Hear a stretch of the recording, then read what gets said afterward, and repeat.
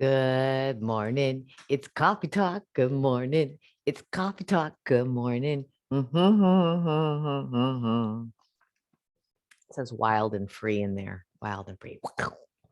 Okay, today we're talking about day 10 on our healthy habit relationships all month of June.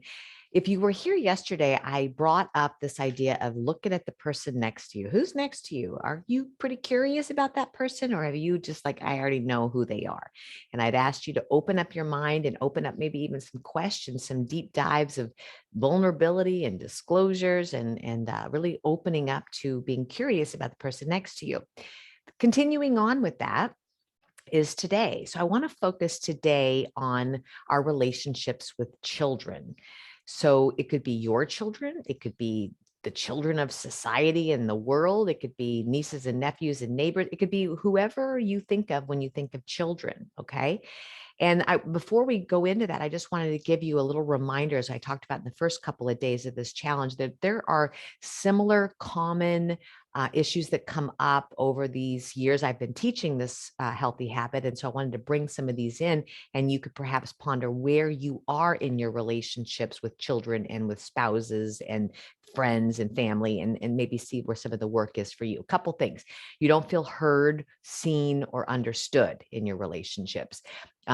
Incidences happen and they become issues. So you think of like an issue rather than an incident. So blowing things out of proportion a little bit, wanting to be right versus wanting to be happy, having expectations of how someone's supposed to respond or someone's supposed to show up, or something like that, and feeling that those expectations are not happening, being afraid of being vulnerable, being afraid of showing and telling and expressing who you really are or how you really feel. It's someone else's fault. Someone else is the problem. Someone else is doing it wrong. So blaming your partner or blaming that person instead of taking any ownership for yourself. And then avoiding, like just not looking at it, just deciding I know these things are problematic right now, but we'll put it off until someday. Okay. So wherever you are in the relationship challenge, look and see where are these threads for you, and maybe where is that work. Okay. Now, today we're talking about chitlins, our children. And so what I wanted to do is I wanted to start off by reading you. You've probably heard it, Khalil Gibran's On Children. It's just a really beautiful reminder to us that we are not the holders of our children. When I was a young mom, when I first had my kids, I really believed that I was going to have a baby and then I was going to raise this baby. I was going to just like a tree, like a pruning of a tree. And that's what I really thought parenting was all about. And little did I know that really what it's about is that there's a person who comes into the world fully who they are, and you're just holding on for the ride. Like you're just trying to keep them safe and loved and exploring in their environment. But we aren't pruning or raising children. They are who they are. And they are the same people that they were when they were brand spanking new. That personality was already there, and it's just watching the rose bloom. I mean, it's just watching them become more and more of themselves. Same as me, right? I'm becoming more and more and more of who I am, but I'm still Kimmy, right? I'm still Kimmy. Okay, so ponder this, maybe even close your eyes. Khalil Gibran on children. And a woman who held a babe against her bosom said, "Speak to us of children." And he said, "Your children are not your children. They are the sons and daughters of life's longing for itself.